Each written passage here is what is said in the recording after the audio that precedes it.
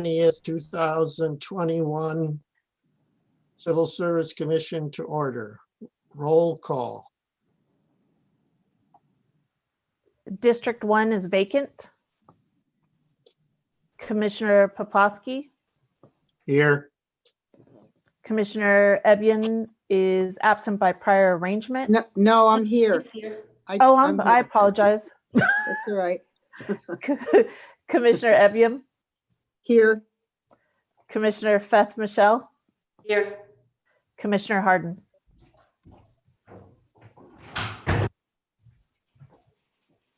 Commissioner Harden, You're muted. you're muted. Sorry. Sorry. Here. Okay.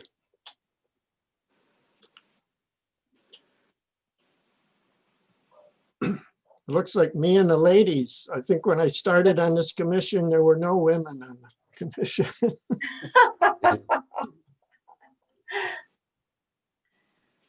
All right. The second item is the approval of the minutes of the December 16, 2020 commission meeting. So moved. So moved. Second. Second. Okay, it's been moved and seconded. Any comments? Okay, all in favor of approval of the minutes, say aye. Aye. Aye. Aye. Okay, it doesn't sound like anybody is against that. I Item have to 3. do a roll. Wait, I have do to you- do a roll call. Oh, okay, go for it. Commissioner Poplawski, Aye. Commissioner Ebian, Aye. Commissioner Feth Michelle, Aye. Commissioner Harden. Aye. Thank you. Okay, the third item is public expression. Doesn't look like we have anybody from the public. So we'll move on to item 4, which is the employee organization. It doesn't seem like anyone representing the employee organizations are here either. We don't have a closed session today, do we? So we're down to 6, which is our DOT classification modifications and new classification. Okay, Johnny Cranmer, Human Resources Manager. I'll be presenting this item today. So on June of 2020, Human Resources recommendation, the Commission approved the abolishment of some civil service classifications which had fallen dormant. This included the classification of Deputy Director of Transportation Solid Waste. Since that time, and due to ongoing and increasing workload related to solid waste activities since 2019, the Department of Transportation finds it necessary to utilize the Deputy Director of Transportation Solid Waste again. And they're also being tasked with some water agency duties. So the department requested not only to reestablish the previously abolished classification of Deputy Director of Solid Waste, but also has the proposed changes that include the water agency duties and a title change to reflect solid waste and water agency. So we have updated the specs, which are included in your packet. Additionally, the Department of Transportation has requested modification to the environmental compliance specialist that incorporates the water agency duties and also includes a senior level to the class spec. So we've drafted that, and our recommendation, of course, is that the Commission reestablish the previously abolished Deputy Director, adopt a title change to Deputy Director of Transportation, Solid Waste and Water Resources as presented or as modified by the Commission, and adopt the modifications to Environmental Compliance Specialist as presented or as modified by the Commission, and adopt the new classification of Senior Environmental Compliance Specialist as presented or as modified by the commission. I'm available if you have questions, as is Howard DeShiel, the Director of Transportation. I have a question, actually. I know when we eliminated this spec, I didn't really think anything about it, but now that I'm looking that you're bringing it back, and not only the solid waste, but also adding water agency duties, I'm just curious as to why or how this ended up under the Department of Transportation, and if this is a kind of a normal situation. I know they said in this reading the specs that these deputy directors can rotate as needed in different positions. And I mean, I understand deputy directors who deal with road construction and stuff like that being under the Department of Transportation.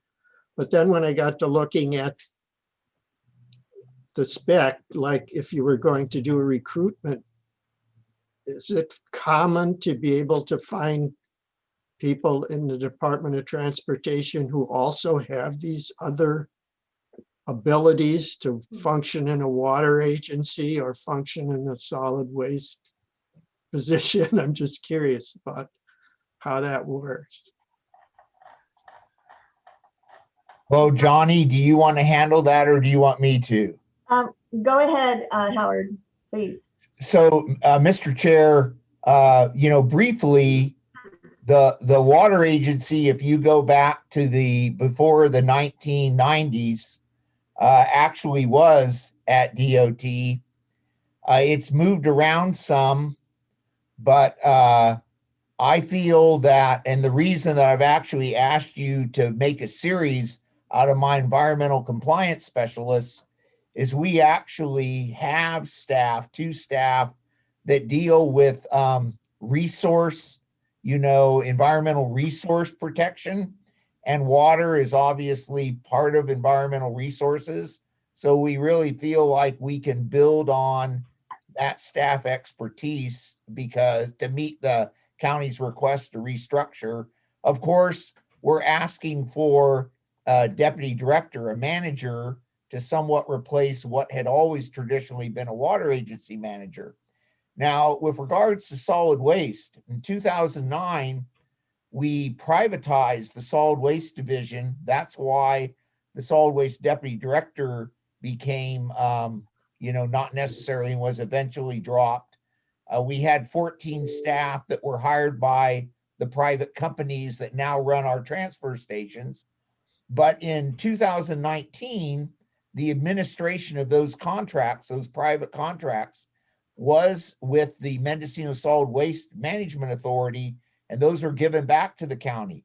So given that we were given back a large amount of the solid waste management, even through private contractors, we tried to absorb that with our existing management team and other deputy directors that you rightly point out under their descriptions can rotate and absorb additional duties. We really felt that giving the water agency back, which has if you read through the class spec, there are quite a few tasks related to that, that we needed more staff to meet that. It appeared that combining the two made sense because many of the issues in solid waste that we deal with are the county's 3 closed landfills, which have to be monitored for subsurface and surface water quality, gas production out of the old landfills. So it's a type of person and staff that would be, have scientific backgrounds and abilities and skills to deal, we think, with the solid waste and the water issues. We think it's efficient for the county, and we think we can take on the mission with this combination. So, I hope that answers your question. I'll respond to any other specific questions. Yeah, I think that covers most of it. I guess the one thing I'm still kind of wondering about is how much luck you're going to have recruiting or in those terms. But I guess you can get somebody who's a solid waste expert or a water agency expert and bring them up to speed on the Department of Transportation aspects. Well, we think that we can continue with our existing staff to run the transportation issues. Part of why we're creating these positions today before you is so we can bring a person in who devotes themselves to this other mission, which we feel does have a connection. I see. Okay, do we have a motion? Jenny? Yeah, I just had one other question. I know that in both water and wastewater, there are state licensing requirements. And I'm actually not aware if there are any licensing requirements for stormwater or solid waste. But my question was, did you consider whether any of these positions needed any of those licensing? So we have taken the position, and we're doing this at transportation as well, to where we're hiring consultants with the specialty licenses. Furthermore, like many programs, the county no longer operates a landfill. They're all closed. They're just being monitored. The water agency does not operate any infrastructure either. So, you know, the licensing usually comes around operation.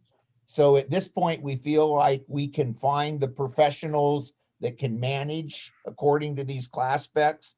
And then if we do need someone with a special license, we would simply hire them as a consultant.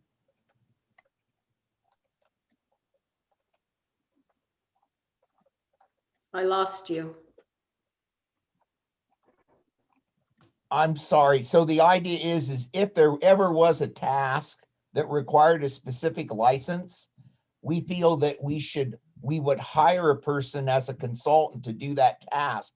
We don't expect it to be an ongoing need because neither solid waste or the water agency operates infrastructure like other agencies around the state will say own an active landfill, or they'll own a public water system where they're actually purveyors of water. We don't have that in Mendocino County, so we don't feel we need a continuous license in this division. We can hire consultants if this comes up from time to time.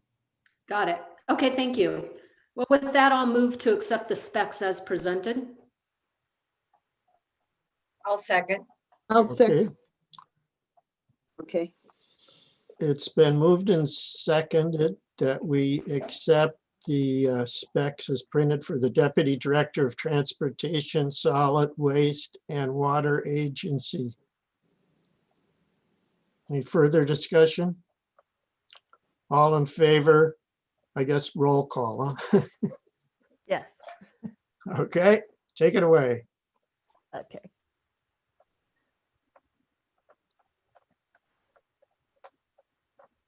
Commissioner Poplawski, Aye. Commissioner Ebiam, Aye.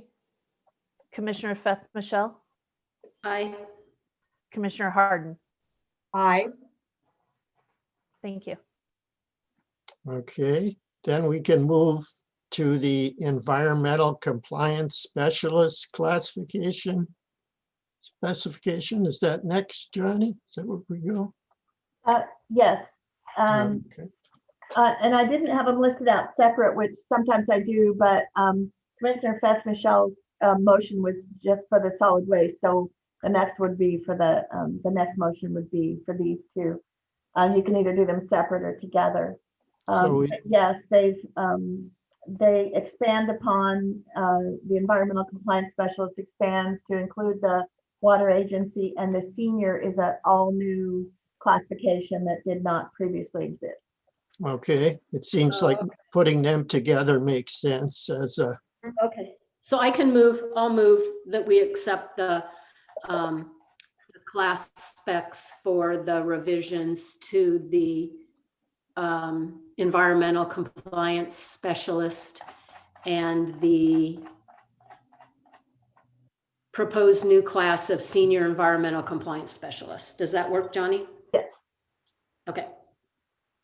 Okay, do we have a second? I'll second. Okay, it's been moved in second that we do the environmental compliance specialist classifications as printed. Any further discussion? Okay, roll call. Commissioner Poplawski, Aye. Commissioner Ebium, Aye. Commissioner Feth Michelle, Aye. Commissioner Harden. Aye. Thank you. All right. So that takes us to item number 7. Other business, and we have a discussion and possible action for a chair vacancy with Commissioner Ward did not re-up.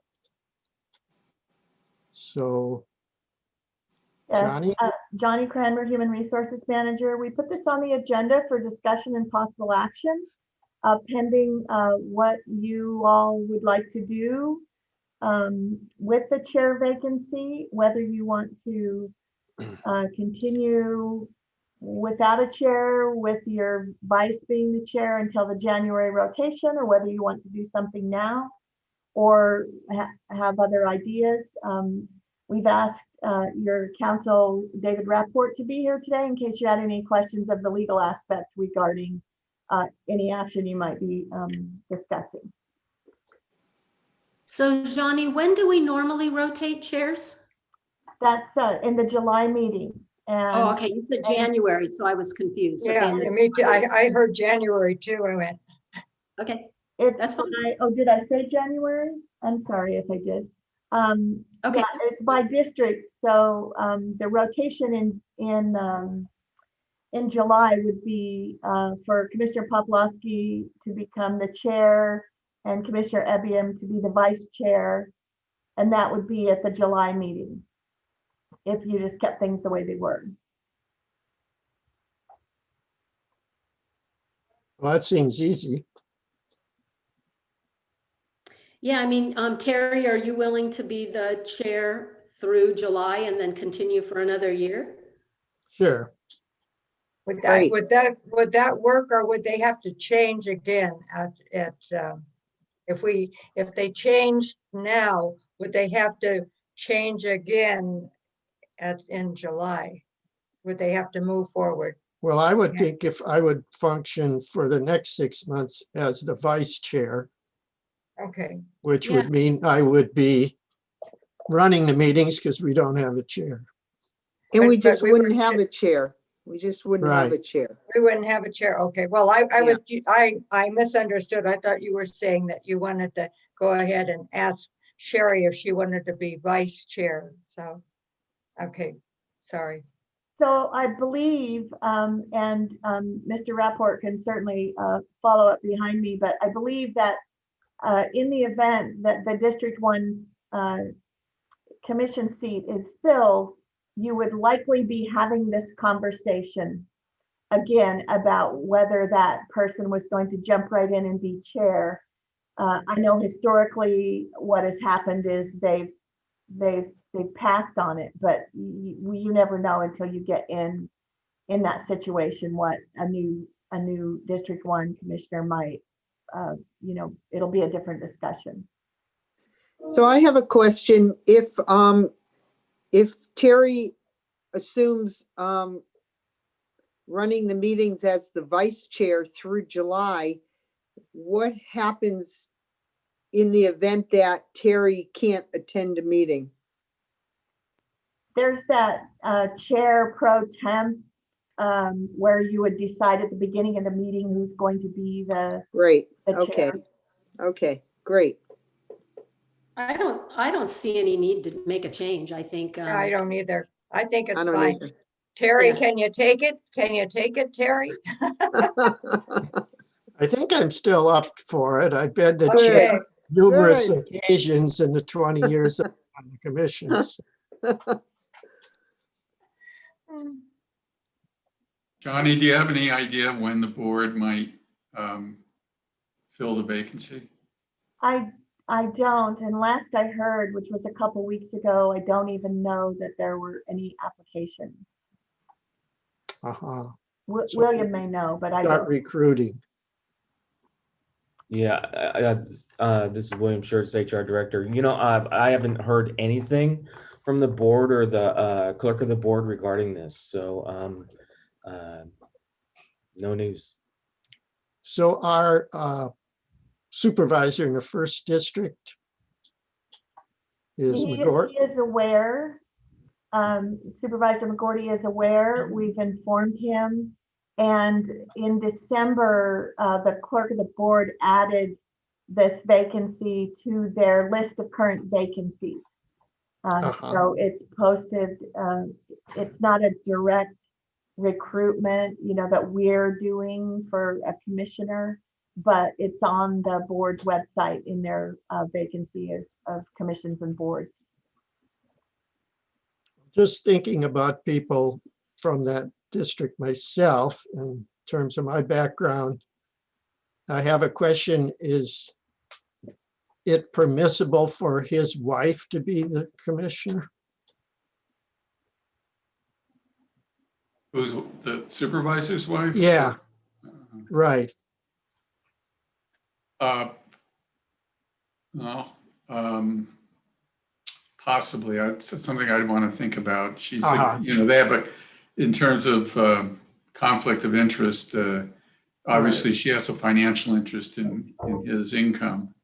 So Okay. I'd have to just look at that. I don't know the answer to that off the top Yeah, of my I head. never thought about that. Yeah, that kind of rubs me the wrong way, David. Yeah, me too. You go, Well, I'll defer, I'll defer to I your have to go legal beyond advice. the rub, and actually, Yeah. Well, I have to admit that, I'm oriented towards labor, and people that I know are active and involved, and Chief came to mind right away. So in my circle.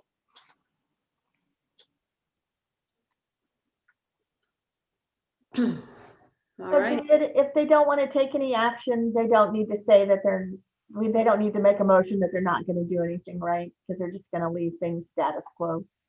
right. Is that correct? Okay. Yeah, he automatically, as the vice chair, he acts in the capacity of chair when the chair is not available. Right. Thank you, Terry. thank Yeah, you, Terry. thanks, Terry. Heroic, a heroic commitment. Ah, okay. Well, it's nice to be appreciated. So next is item 8, Human Resources Director, and we have William here. Yes, good morning, everyone. William Schertz, HR Director. I do have a report for you today, and basically what I'm going to do is recap the year 2020 from Civil Service Commission and civil service activities that happened during the past year. During the calendar year of 2020, the Commission conducted 8 regular meetings and 1 special meeting. The Commission heard and took action on 9 probationary period extensions, 14 classification issues.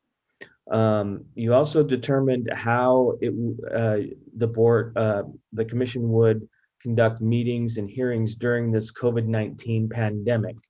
That was a very important meeting to get that straightened out, because everything got changed around because of the pandemic, I think. Also, I want to give you an update. During the 2020, the HR department conducted the following civil service activities related to recruitment and classification. 271 recruitments.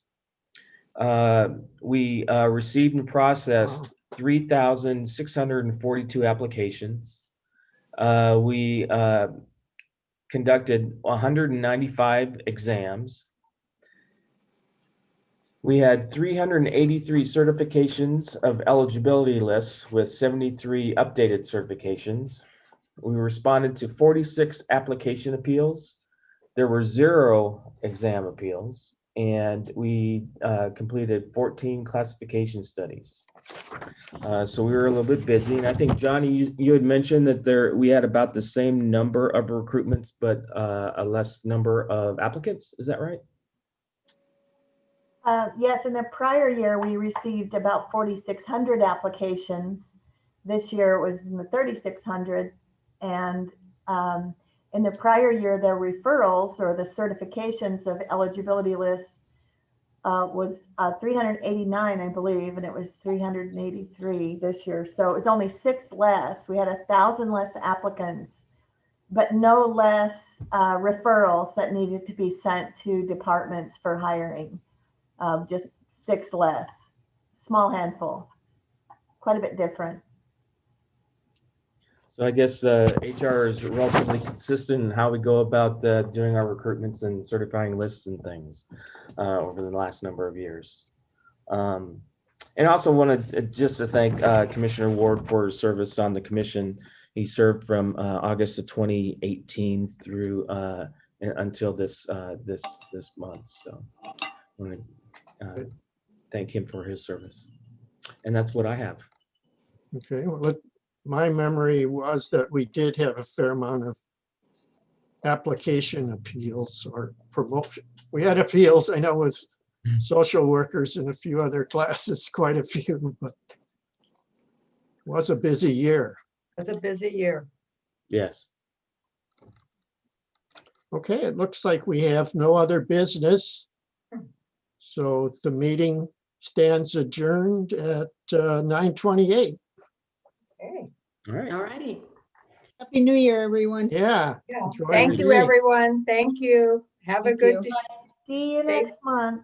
Okay. Okay. Bye-bye. Bye. Bye.